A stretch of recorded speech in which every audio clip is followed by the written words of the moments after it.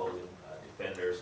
So we're upping the number of passes that we do in each game. We're upping that slightly. Here are the lane assignments for the two-back. You know, we've got our bootleg, we've got a quick lead, counter back into the line, and we actually have two types of sweeps that we can execute.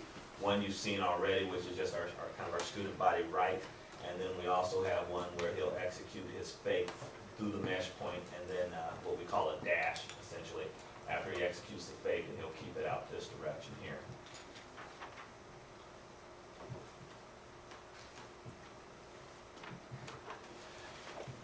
In years past, this play was one of our most successful ones.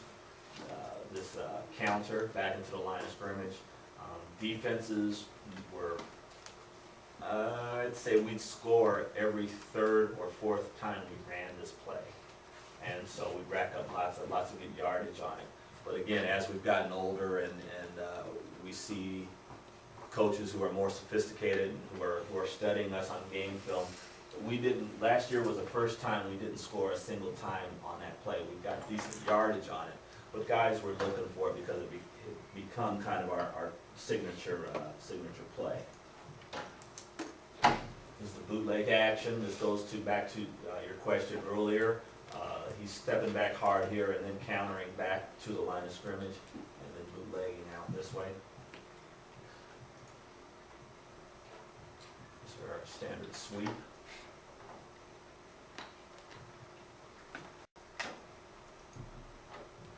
This set of clips will show you, actually, this is a 5-set, and I think he hits all we hit all the running lanes in this set of clips here, so we have a chance to see everything. This first one is a 227 sweep. And the north is is strong side to the right, south Correct. is the opposite side.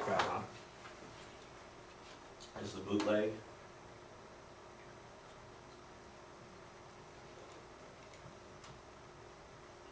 This is a counter.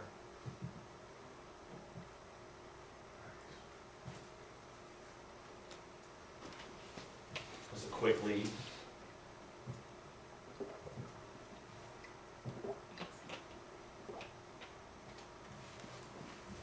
Now I put the quick lead in midway through the season 2 years ago, and that actually supplanted the counter as being one of our money plays. This is just a straight power. It was designed, it should have been an off-tackle power, but that young man's very talented. He's been running our offense for a lot of years. He sees the seam, he'll hit it. And this is that other sweep that we can run.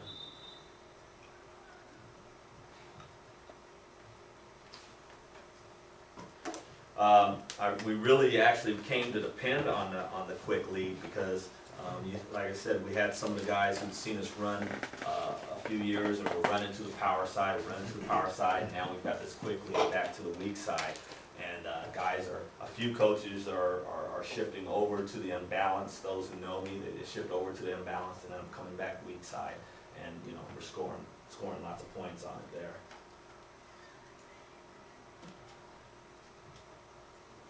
Our 3-back has to be our most durable back. He's running a lot of.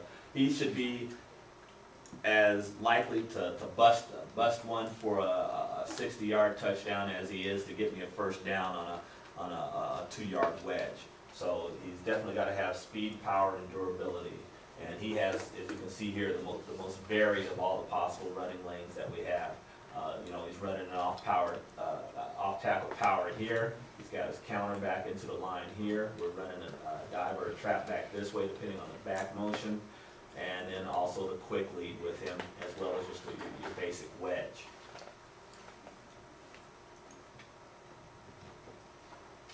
Wedge here.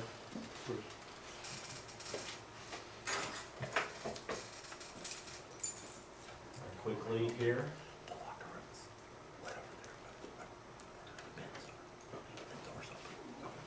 Straight power here.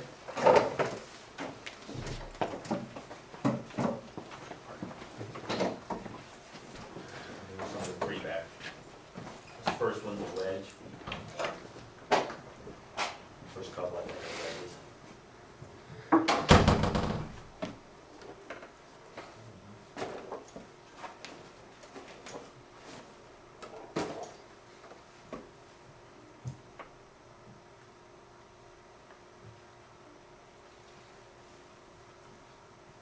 trap, or excuse me, dive.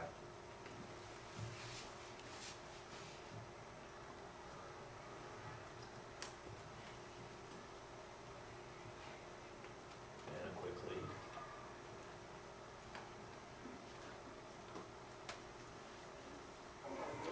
Oh.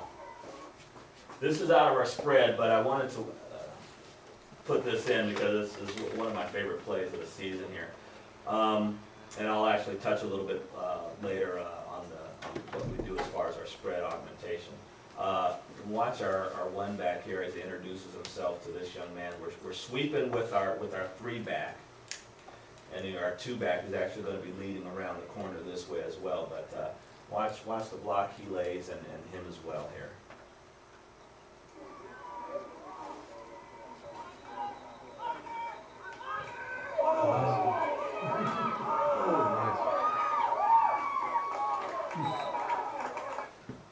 I don't know about any of you other youth coaches, but it seems to me some of the football moms seem to enjoy the contact once they learn the game and understand what's going on. Some of the loudest cheers for cracks like that come from the moms. And it just tickles me every year because the dads are just kind of like, oh my goodness, the moms are jumping up and down. Yeah, kill that boy, little Johnny. Yeah. Oh goodness. Oh yeah, absolutely. Our four back.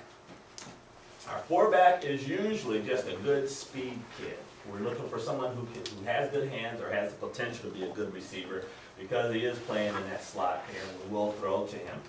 But in many years, as I've said before, this kid tends to be this guy in waiting. Maybe he didn't quite have the maturity to run the offense because, for lack of a better word, our two back is our quarterback. He's the one who's calling in the signals.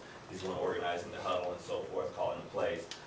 So maybe he's not quite as shifty, maybe he's not quite as mature, not have necessarily leadership skills, but he's got raw speed, and we do want to get the ball in the hands of a good athlete that way.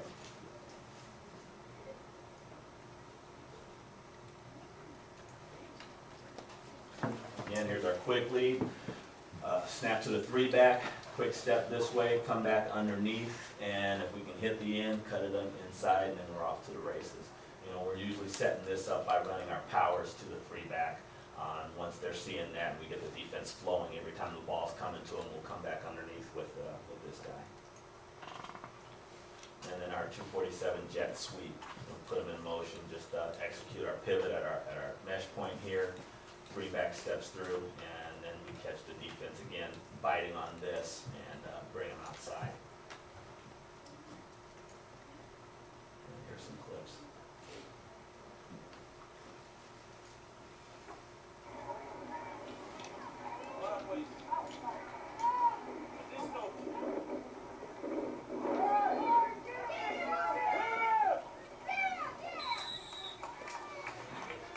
Coach, what's your snap ball? We're running ready, set, hit, hit, or whether we're on one or two.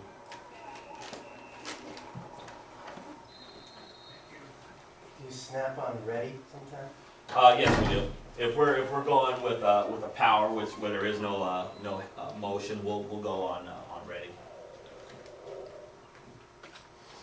Or excuse me, not on ready, on set. We'll go on set. I apologize. Like in a spread or something? Yeah, Yeah. but not on ready. Let's talk real briefly about the passing game that we do have. In years past, I've gone with set plays for our receivers. This year, my receiver coach and I talked, and I was thinking, you know what? Let's try calling out individual pass patterns based upon what we're seeing. You know, if they've got a minimum play player over here at a corner, let's go take advantage of that kid. I liked it a little better than having set pass plays. Not to say one way or the other is better. I think it seems to work a little bit better for us. Sometimes we'll direct him whether he's taking just a straight drop back or if he's rolling. In this case, we're running an X hook, Y post Z flat, and that's the call he'll make. 255 is the standard for passing. So whether we're running a north 255 here, or a north 355. We'll throw with either back. Again, not to allow the opposing defense to say, well, that guy's their quarterback, and so he's going to throw every time. We'll throw with either one of these guys.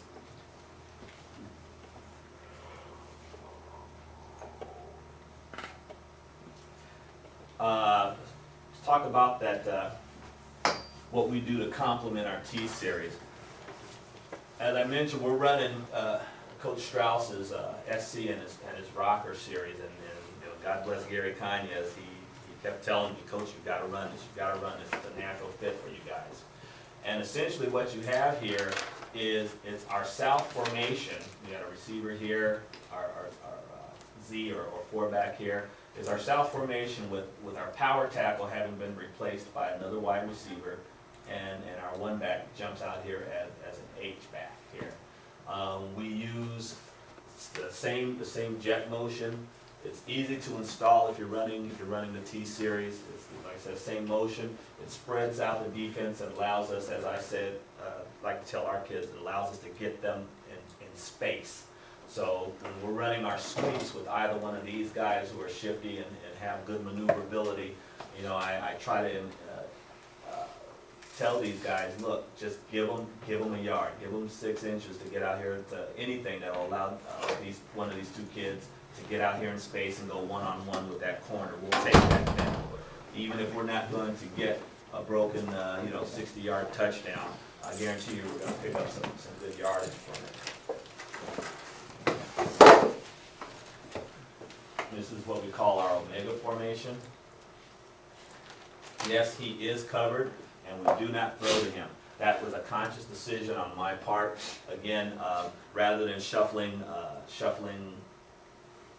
the linemen in and out, what I'll do is, if I decided we're going to go spread, I wanted to be able to not have to worry about, well, is the power tackle in right now, and I can shift back to go to my shift back to our T-Series formation. It is a conscious decision that I make. You know what? I'm going to run a spread for probably 2 or 3 plays, and then we're going to switch back. So he knows he's covered. He knows he's a lineman, and he's not going to have the ball thrown to him here. And this is our invert formation. Again, essentially, it's our south formation less the power tackle, and he's playing his normal tight end position here, and the one back is just split out at this location over here. Is Y still standing up there? The Y? Yeah. Yeah. Isn't he normally the nasty split? Yeah. Yes. Yeah, that's correct. Yeah, he's right here, and his split is, he's actually going with a 1-foot split here. He's not doing nasty. But is he standing up or just standing? No, he's in a 3-point stance. Okay. He's in a 3-point stance.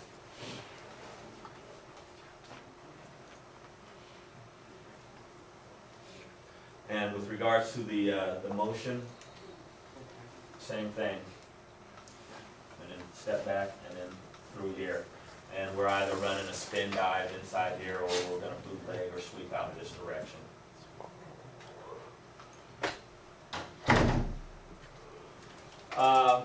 Here's something that we do, and I can't be the only person in the world doing this, so I'm not going to take any kind of credit for this being some kind of innovation thing. This is the 3 things that we would do with a 336 sweep. We're either going to go with the jet sweep and bring this kid around as an extra blocker, and the H-back knows that he has to crack on the defensive end in order to, again, allow us to get outside.